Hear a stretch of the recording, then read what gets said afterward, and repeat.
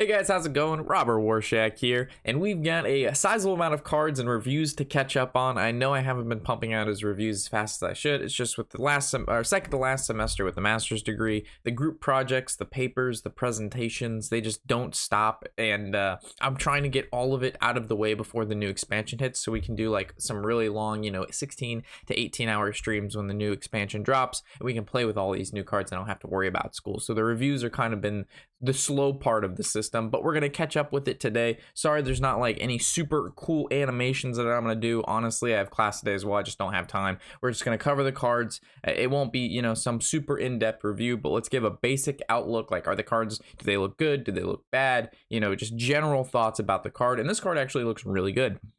The new Druid Legendary, Lucent Bark, 8 mana, 4/8, taunt, death rattle, go dormant, restore 5 health to awake this minion. So basically what that means is if this guy dies and you get 5 health, he basically resurrects himself, which is really, really powerful, because if we look at another one of Druid's cards, the Crystal Power, you pay 1 mana and it says choose 1, deal 2 damage to a minion or restore 5 health. So basically restore 5 health is anywhere between like maybe 1 to 2 mana's worth.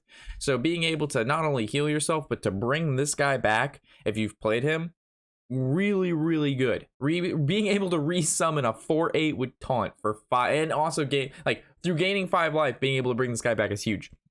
If he didn't have taunt, this guy would be highly questionable, but with taunt, really, really good. Silence would obviously stop this effect, because the death rattle would never trigger. But maybe we can find some ways to resurrect this guy. I mean, Hadronox is rotating out, the guy who brings back all taunt minions, the giant spider that we all know and love. He is rotating with Frozen Throne, but maybe we see something else to be able to resurrect this guy. Plus, this guy's picture is really cool. I'm not going to lie. This guy reminds me again, the Treants from Lord of the Rings. Life Weaver, 3 mana, 2/5. Whenever you restore health, add a random Druid spell to your hand. So it looks like Druid is leaning towards like the healing, bringing back minions, revitalizing, which is weird because that's kind of like what Paladin does and kind of like what Priest does. So Druid, they're having a little identity crisis here with some of these cards. I'm not gonna lie. Like the generate a random spell to your hand. Like, why do Druids need that? Like, I'm not excited about this card. Like, it looks, I mean, it's very powerful if you're running like a heal Druid. Like what I'm looking at is like a very low minion, very high spell count, like Druid deck that's maybe like a spell Druid, something like this, or maybe like a token spell Druid, or maybe just I don't know. We'll see. I'm not really excited about cards like this. This does not make me excited. Dream Way Guardians, 2 mana, summon 2 1/2 Drainads with lifesteal.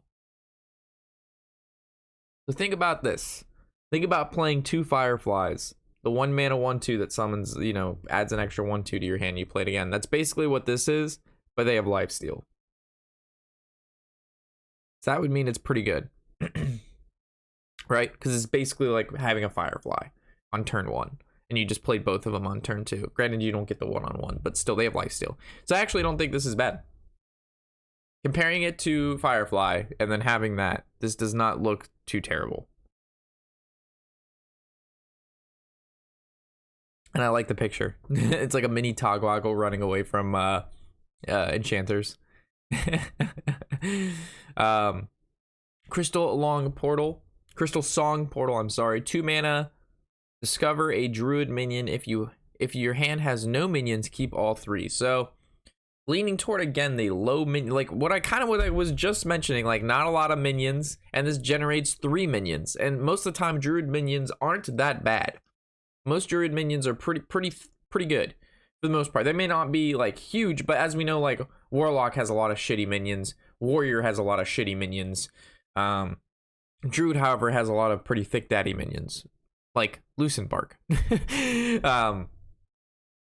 This kind, and it's also like very similar to the Master's Call. If you have discover a beast, if you have all of them are beasts, you draw all 3. So granted, these aren't cards that are in your deck, but you still, for 2 mana, could potentially get 3 cards. So what if you ran like a no minion Druid, or like a spell Druid, and just had stuff like this, or maybe like a Druid, like I said, with light minions, like very like just maybe like 4 or 5 minions in the deck. Most of them are pretty thick, or maybe medium size, that have powerful abilities, and then you run 2 of these bad boys and you're good to go. You got like extra minions, pogs. Crystal Power, 1 mana, choose 1, deal 2 damage to a minion or restore 5 health. I think this card's really good. I don't think you could go wrong with a 1 mana, deal 2 or heal 5. I've always loved the choose 1 abilities, being able to like fluctuate in between. Okay. Whew, I thought I was streaming there for a second. I was about to be like, holy shit, because there's 2 buttons. One's like start streaming and then start recording, and sometimes I hit the start streaming one. Oh gosh, that actually scared the shit out of me. I like looked over there, you like saw my soul leave my body. Anyway, I think this card is really good. There's also like a new Druid card out where it says like you choose 1 abilities, like you keep both of the trigger twice. We'll cover in a little bit. I just know there's another choose 1 ability combo card, so we'll get to there in a second. But I think this card is good standalone, and then like when it meets other cards that we're gonna go over later, it's even better. The Crystal Stag, a 5 mana 4/4 beast, rush, battle cry. If you've restored 5 health this game, summon a copy of this. So you basically get 5 mana 4/4, and both of them have rush. That's just good. I know it doesn't look almighty powerful, guys. This, you know, some paying 5 mana for a 4/4 beast does not seem like omega awesomeness, but basically a 5 mana 8/8 with rush is really good. Really good. And it's split into 2 bodies, which is good for Druid because of cards like Savage Roar. So with Druid, you want like a lot of medium-sized minions, not necessarily a bunch of huge minions, unless you got yourself a Lucent Park. Then you're never complaining. But yeah, this card's actually, I think this card's pretty good. It might not be like a 5-star card, but it's definitely a 4-star card because it's just good. Like it can kill 5 mana, kill 2 minions at least for the most part. And again, healing 5 health doesn't seem to be that hard. I mean, granted, if this is the only heal 5 in the deck, then yeah, maybe it's not so great. But I'm assuming they're getting more heal cards. Plus, again, lifesteal.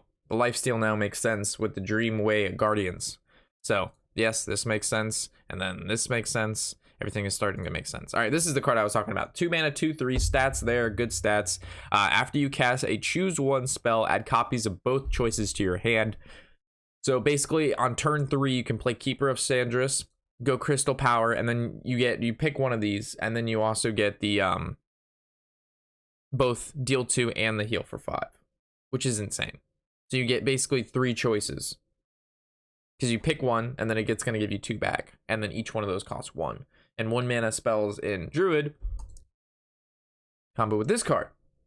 So I see a lot of synergy in here. I see a lot of synergy. Forest Aid, we've already covered that. So Druid is looking, I mean, they have to make up a lot of work here. Druid is losing a lot of key pieces. Your Ultimate Infestation, you know what I mean? They're losing Ultimate Infestation, and they're losing, what is the other one? Ultimate Infestation.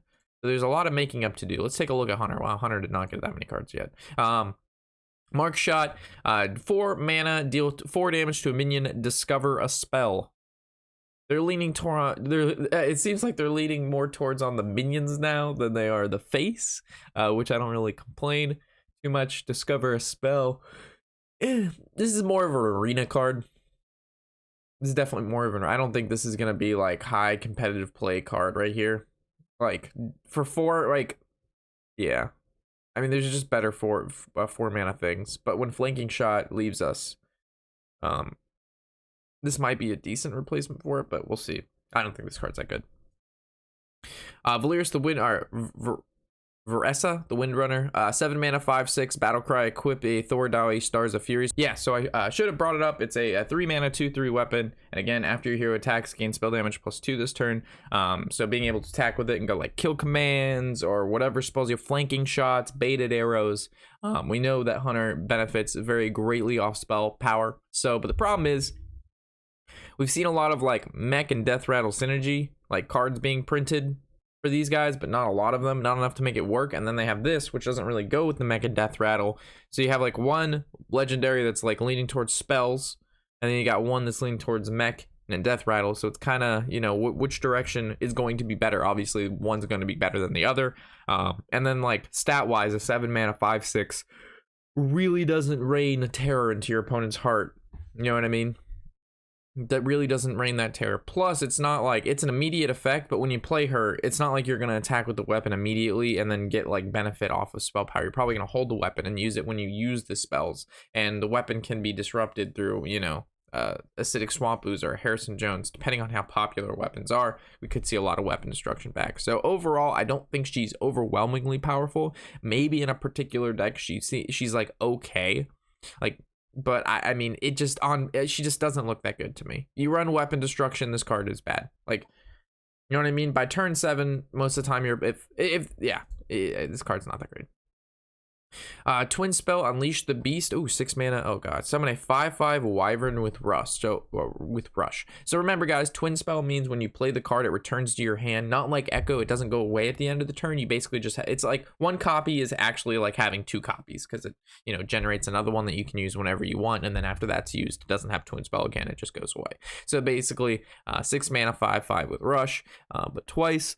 Leaning towards, again, the kind of like the Spell Hunter. 6 mana is a really high price to pay for just a 5/5. Granted, it does have Rush, you get 2 of them, but like Savannah Highmane. And that card is just substantially better.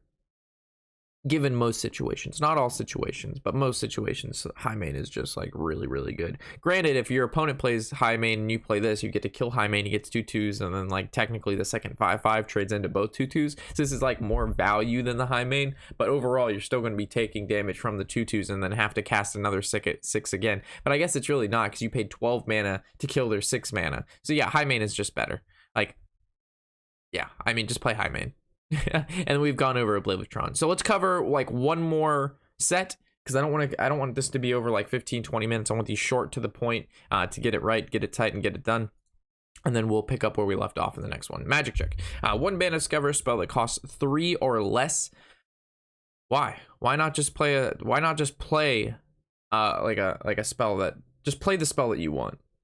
Like this, the cards like this is, I don't really understand. If this had like a small effect and then it did this, then there'd be a reason for it, right? So the only thing I can think of is obviously like Quest Mage and Wild, but like Quest Mage isn't standard anymore, so I don't really care. If there's some sort of like when you play a mage spell and you generate stuff, this card makes sense because of 1 mana, generate a cheap spell, just keeps the fuel going. But we haven't seen anything like that, so this card looks kind of just bad.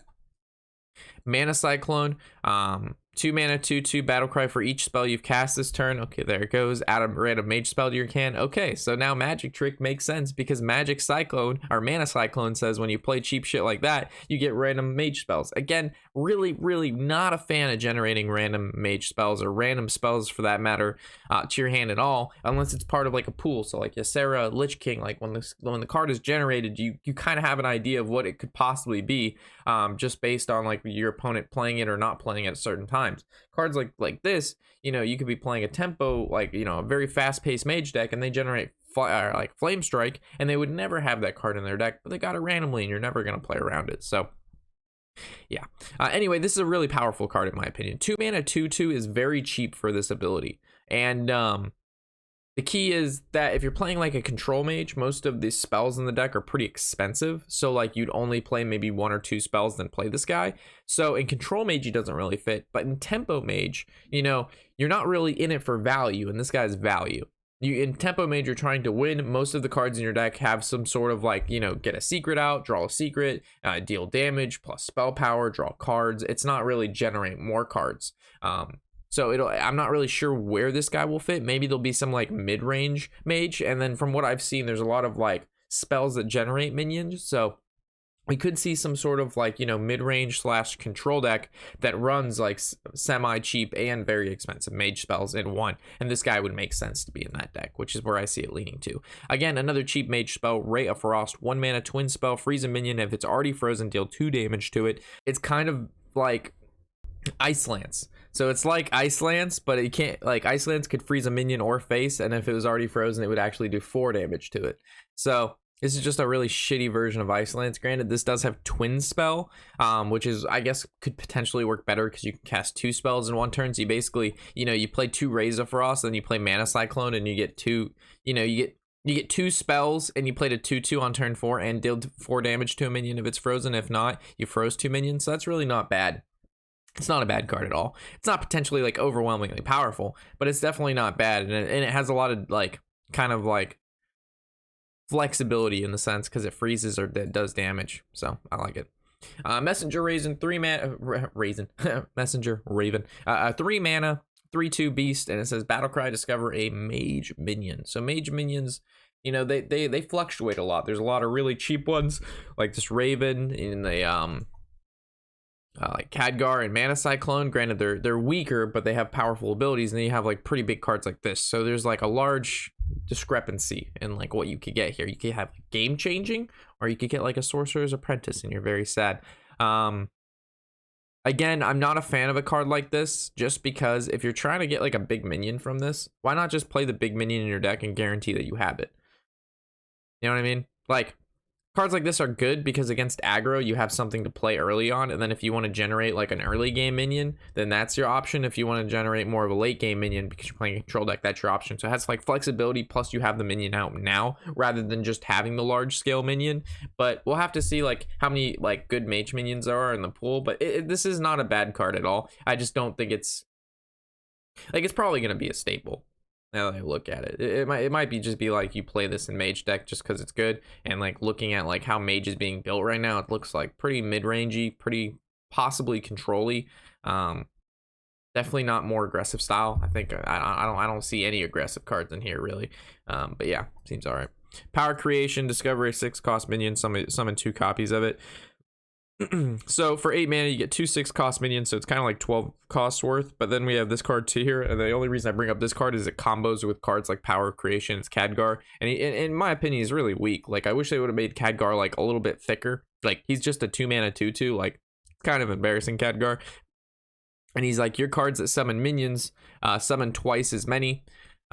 So 4 copies seems pretty good. So for 10 mana you can summon 4 6-drop minions. I'm not going to list all of them out, but most of the time they're fairly decent. They're not overwhelmingly powerful, but you know, summoning 4 of them for 10 mana is definitely worth it. Not as good as playing Snow Fury Giants for 0 mana, Ancestral Spiriting them, and then Spellstoning them and summoning 4 8/8s that all have Death Rattle summon 8/8s. But it's still it's decent. I mean, I guess you could give it like a little giggle.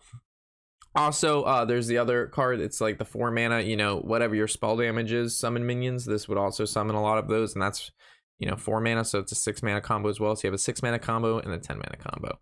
And then we've already talked about the Caligos. It's just a good card in general. So with that covers, I think we covered like 3 classes. Yeah, we covered Druid, Hunter, and then Mage. And again, guys, as more cards come out, I'll try to keep up with them, but there's just been so many. So with that, if I left anything out, if you like to input anything, feel free to do that. And we'll catch you in the next card review or video, or see you on stream. So with that, thanks for watching. I'm Robert Warshak, and happy whatever the hell day it is.